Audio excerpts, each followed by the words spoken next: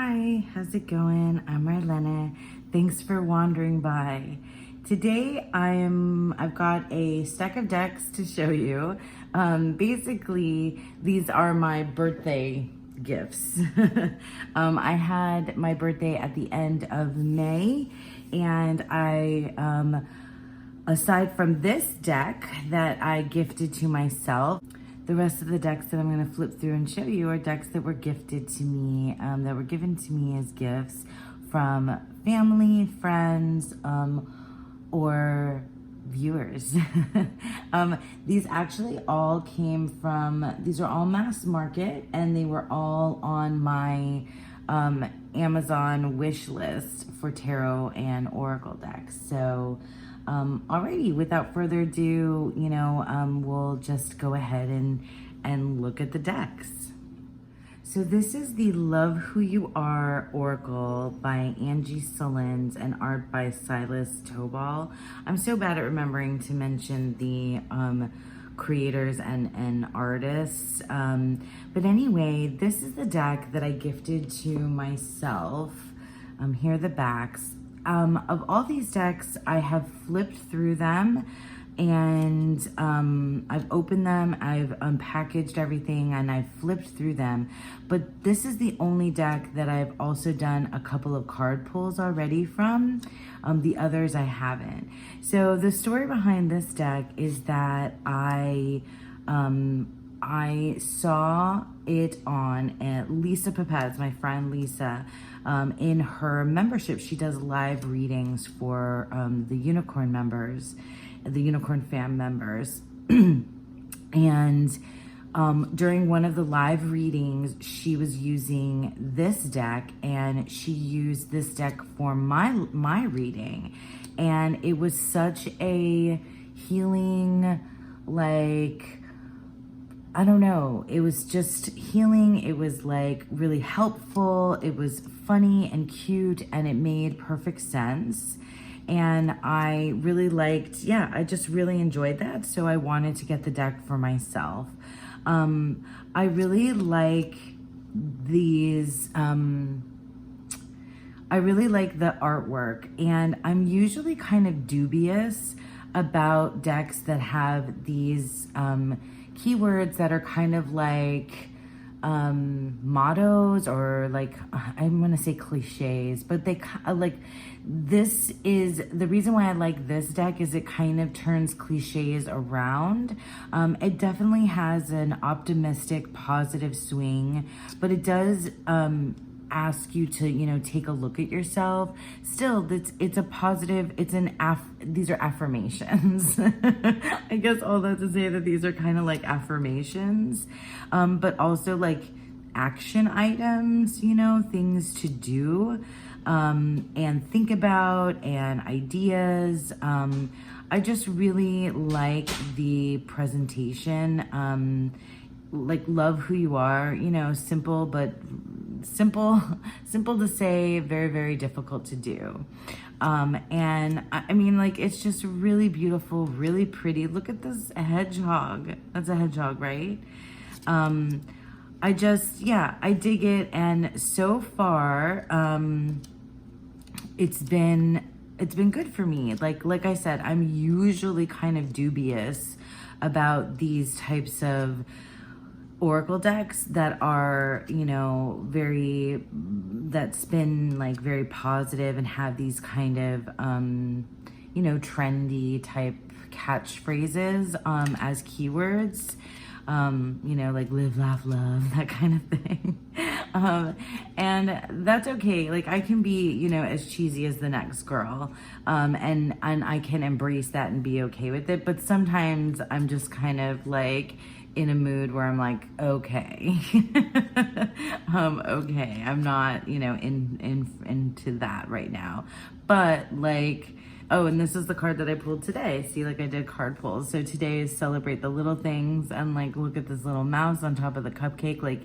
Perfect, right? So actually, this is what made me decide to go ahead and do this video today, to show you my birthday haul, because I wanted to celebrate the little things, because life can be really difficult sometimes. So yeah, so here I am doing that. So yeah, so that is the Love Who You Are Oracle deck.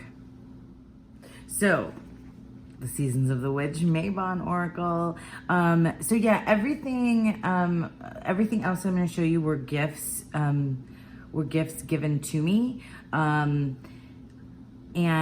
this one was on my wish list, and I got a gift card, and I ordered this from with my gift card.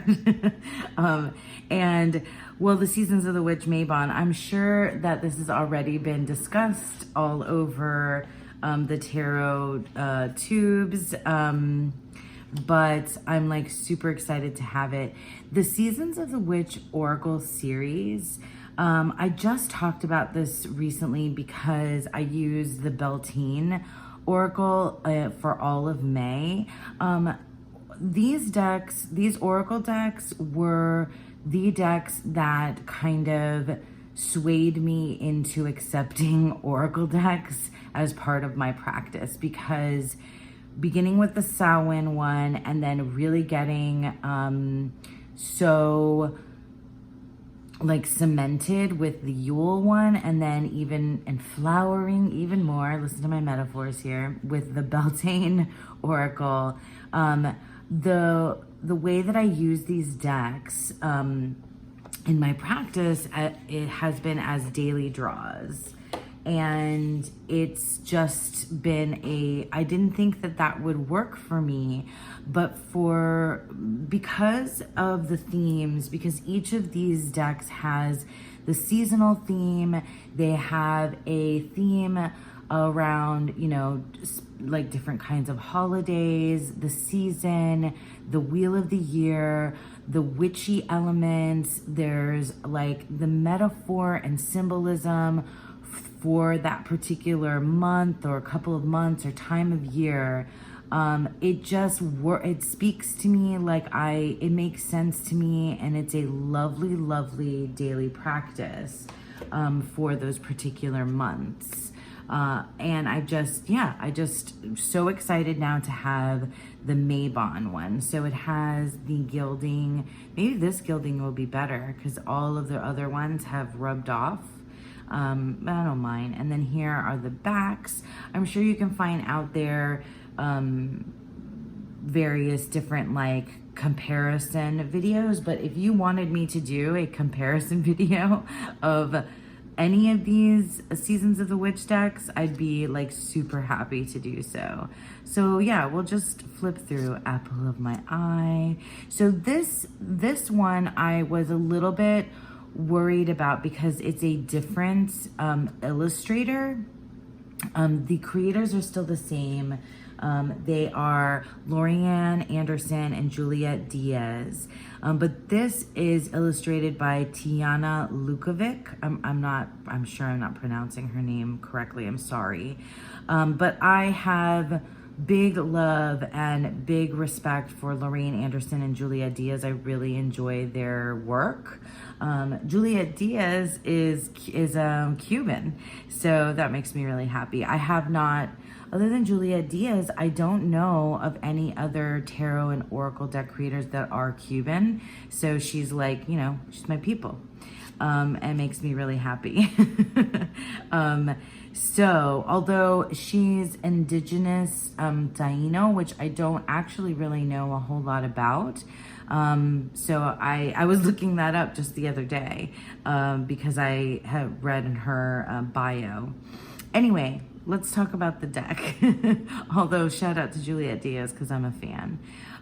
So yeah, this, the last two, the Mabon and the Beltane in the guidebook, have like a list of keywords that kind of go over like the themes and the ideas behind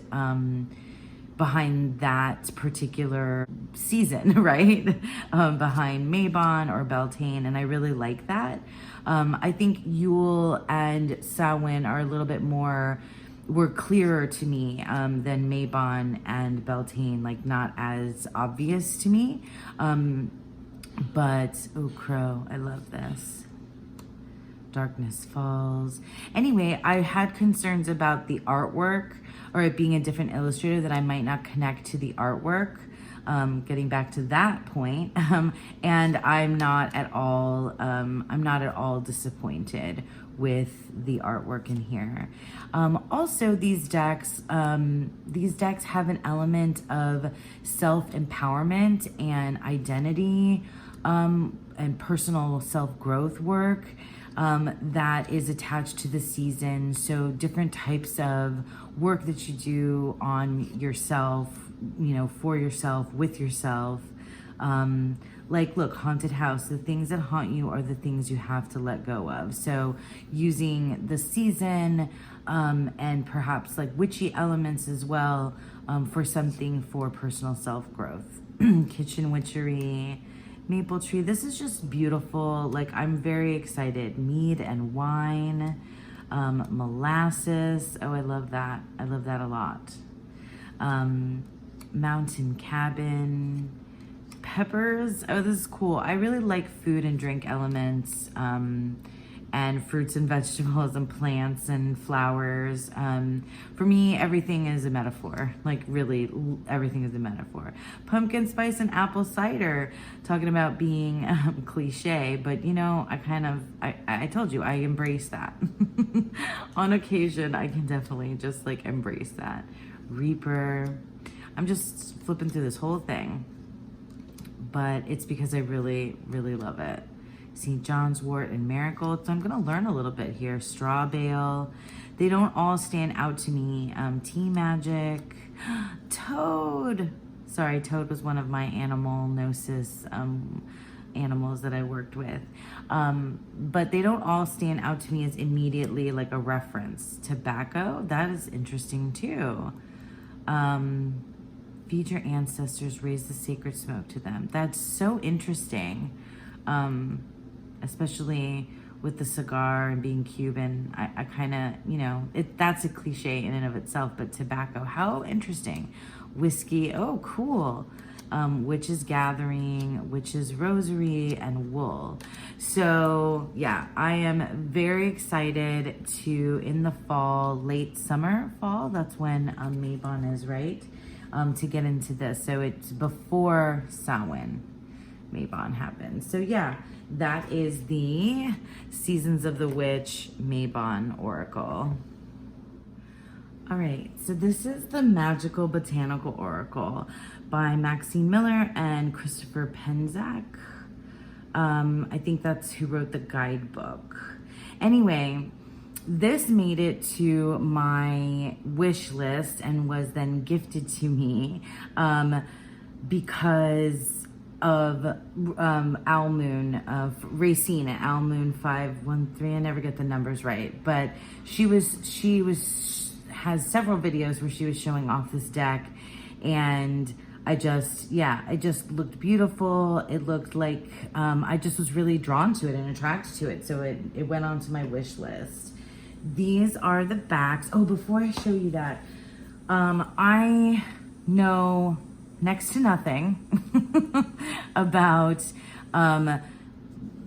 botanicals. I love plants, flowers, trees.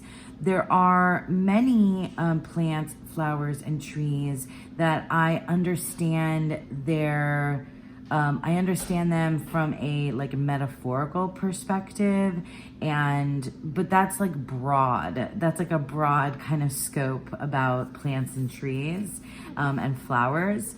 So I'm very excited that this Oracle deck came with this giant, thick, in like really chunky guidebook.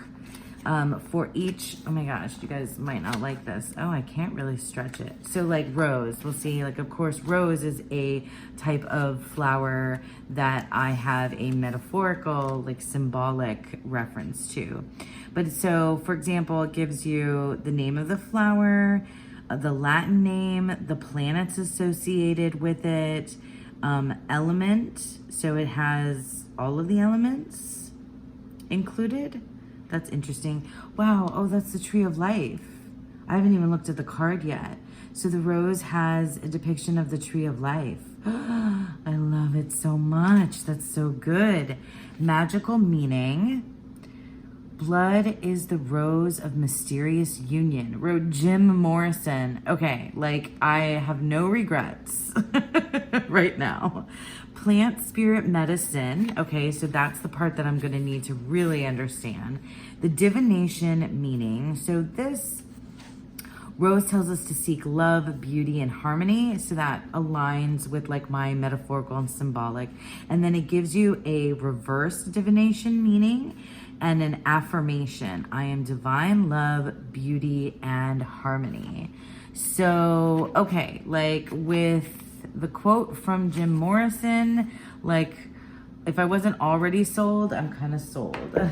I haven't used this deck yet, although I did shuffle it because I wanted to see how it would shuffle. The cards are a lot smaller than I thought that they would be. Oh, I had it upside down. Sorry. These are the backs. So pretty. The cards are smaller than I thought they would be, but that's cool. I think it's gonna work. Also, oh, I know what I did with this so far. I was taking it out and I was putting it, I was pairing it next to lots of different decks. This deck wants to play with everybody. Like, I mean, you know, with this cream colored, like, you know, antique kind of look and the black, the black illustrations. Yeah, it's not easy to read, I'm gonna tell you that, but it has planets and elements on it. Sorcerer's Violet. Okay, these are teeny tiny, but it has the number and it has the guidebook, so I think I'll be okay. I can also, here's Rose. Oh my God, I love that the Tree of Life is on here. That's amazing.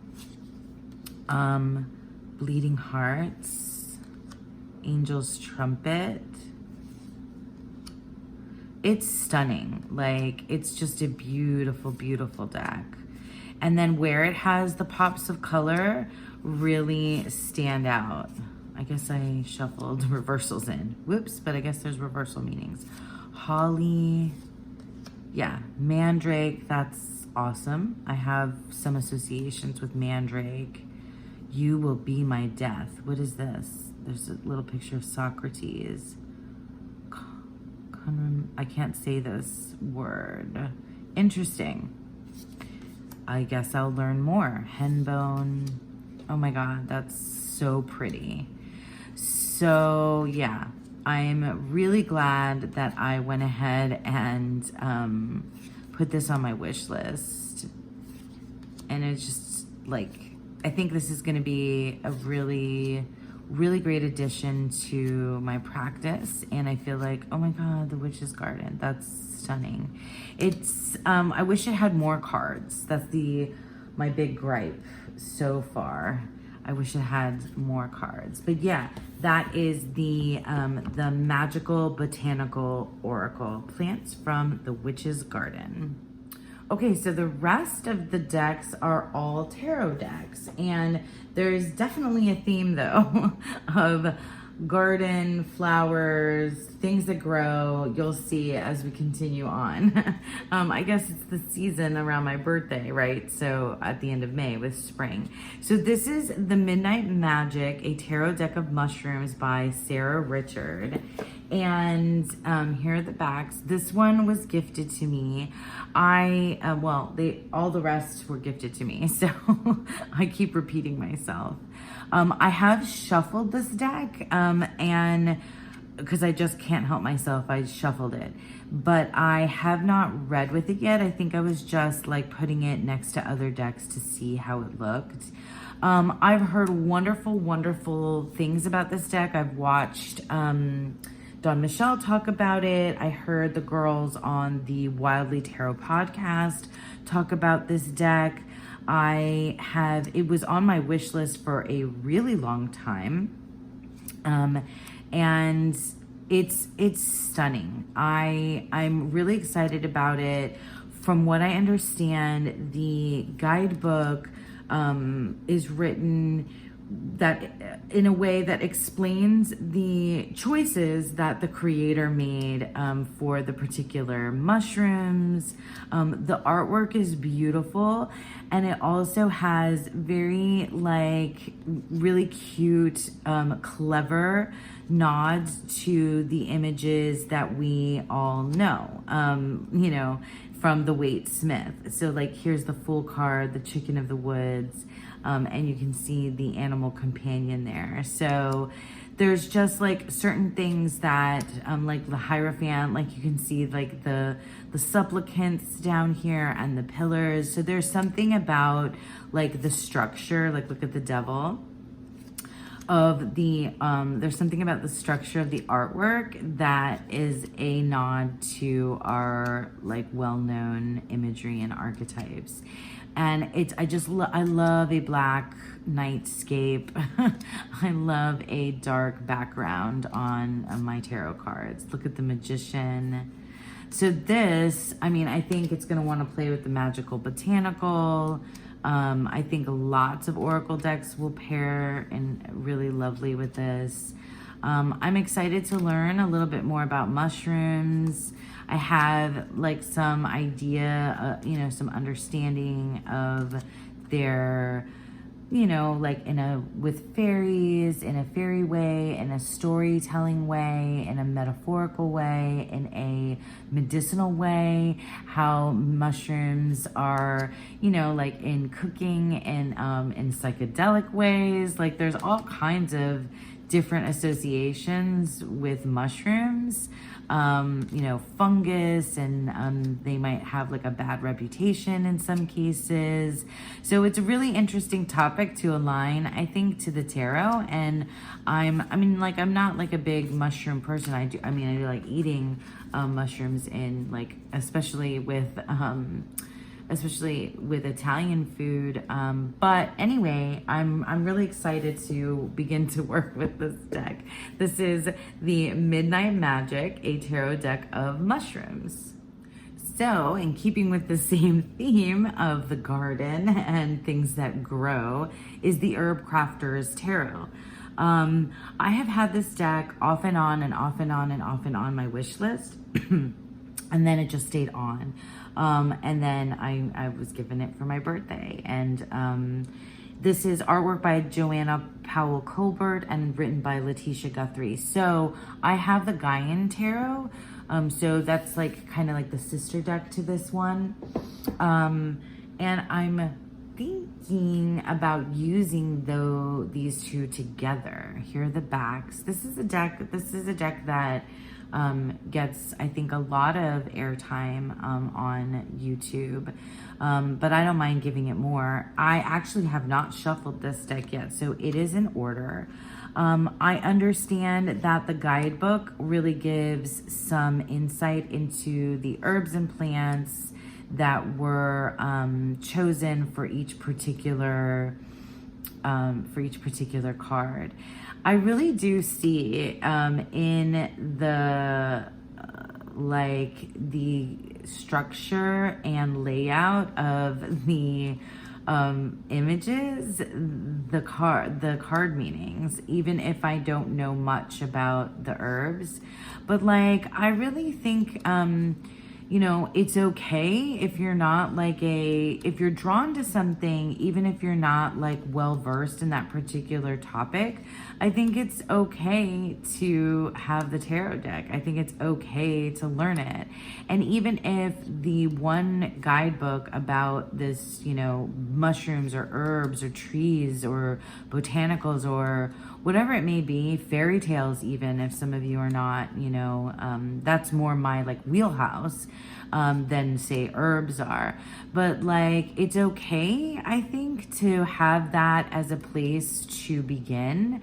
And and you can just stop there and have that connection to that particular theme with your tarot. Or it can like send you down a rabbit hole of like a study. Maybe this, you know, rather than herbs, maybe this makes you want to like investigate art more. Like I was just saying recently about one of my tarot decks that's based on the Surrealist Tarot, that's based on that art movement. It really inspired me to kind of want to learn more. And I've seen like my friends who, friends and tarot tubers that I really respect, like they get a deck and they're drawn to it, and then it kind of inspires them to go study that particular topic, like Greek mythology or whatever, you know, or Kabbalah. It's just one of the cool, like, I think side effects, side effects of tarot is that it kind of leads you down the rabbit hole. I have not talked about the herb crafters at all, just showing it. It's stunning. I'm very excited to work with this deck. I love the hands. I love the illustrations. This deck feels like it's the essence of things, and I have ideas for how I want to use it with the Gaian Tarot. So stay tuned for that, because I think you might hear more from me on that particular topic. So that is the Herb Crafters Tarot. So here we have the Rosebud Tarot, and this is the mass market edition. The Rosebud Tarot, does it tell me no, that's the publisher. I don't know what the creator's name is. It's probably inside. Anyway, the Rosebud Tarot. So it is definitely along the same theme here of things that grow, but this deck, oh, I still have it in order as well. These are the backs, like so pretty. I don't recollect the backs from the indie version, so I don't know comparison wise. It's a lot smaller than I thought it was going to be. They feel like almost like the size of Polaroids, but not quite as square as a Polaroid. Anyway, I think this is just, I flipped through it once already, but I think this is the theme. It has the roses and gardening kind of involved in the in the minor suits and things like that, but it's a very people focused deck in my opinion. It's collage. So the major, some of them, many of them have been renamed. So I'm not going to flip through the entire thing. I'm going to try to go a little bit faster, like the Life Giver for the Empress, and the Professor, the Lovers. So this deck has a cultural message and societal kind of commentary that I think is really interesting. And when I first saw this as an indie deck, I missed that. Like, I just watched flip throughs. I didn't really listen to a lot of like walkthroughs and reviews about it. But there is most definitely, like, this Devil card is intense. There's most definitely a societal commentary in here, and cultural commentary in here. I think it's mostly, these are photos that I'm not sure if they are redesigned photos to make it look like it's the 20s and 30s, or they are taken from photos from the 20s and 30s, maybe beyond, but this, or maybe earlier, turn of the century. I'm not really sure. I'm so bad with like my historical timelines. But it's really pretty. It is collage, but it's very clean, and not chaotic, as Dawn would say. I'm just really interested in what this has to say about people and humanity. Like, those are the themes that I feel like are popping out to me as I flip through, and what that could potentially mean for myself and my own readings. I'm not sure. It has a little bit of even though it has this, see, like that one is intense. Even though it has this like backdrop of the rosebud. So yeah, I'm not sure, like, that's intense also. It's beautiful, but there's a societal, cultural, that's interesting. there's something in here that I have to investigate. I guess that's like the bottom line. Like there's more than meets the eye. There's more than meets the eye. I'm like doing the Transformers little tagline in this deck. So that is the Rosebud Tarot. So this is the Squid Cake Marseille Tarot by Just Rollers. This made it to my wish list because I have not yet started, but it's in the queue. Like it's on my to-do list to start studying and working with Marseille. And so I've kind of been gearing up for working with Marseille by doing a couple of things. One, I've been working with the pip decks that I already own that are not Marseille, but that are pips. And I've been reading a little bit, mostly in one guidebook, in the Margaret Peterson guidebook, about the numbers. I've been thinking about the numbers. And I've also started collecting some Marseille decks. I've started adding Marseille to my tarot collection. And so far I have like three or four Marseille decks now, including this one. And none of them are traditional Marseille. So I think next I'm probably gonna, like when I go to like actually begin the study, I will get like the, 3 books or whatever that everybody recommends and then a traditional Marseille and start from there, and then use like the other ones that I have that are a little bit like different like the Squid Cake Marseille. So what I heard about this deck, like look at how freaking cute it is. It's little. And so I was also wanted a pocket Marseille because I have a pocket, I have lots of mini decks that are Waite Smith inspired, and then I also have my little baby pocket Thoth. And I wanted to have a pocket Marseille too, because those are the decks that I use that I travel. I use at work, that I use like when I'm traveling, that I use outside as well. And so this is perfect for that. And I heard from Lisa and from a lot of other folks that the guidebook for the Squid Cake Marseille Tarot is amazing. I love these majors. I love these people. Oh my gosh, I just watched Exploring Tarot with Sandy, and she talked about this deck, and I absolutely loved how she was discussing and talking about the people in this deck. It was just really, really cool. I love how she explained it. They seem like these modern but cartoony, but like post-apocalyptic world, but like very relatable characters who are like, what is going on? And they're all different skin colors, pink and blue and yellow, and are there greens in here, purples? I mean, and then we have our Marseille pip cards. So I'll just kind of go through that. They're really pretty. I love the colors. I do. I love these court cards as well. I'm just really excited. Oh my gosh, the cups are my favorite in the Marseille tradition.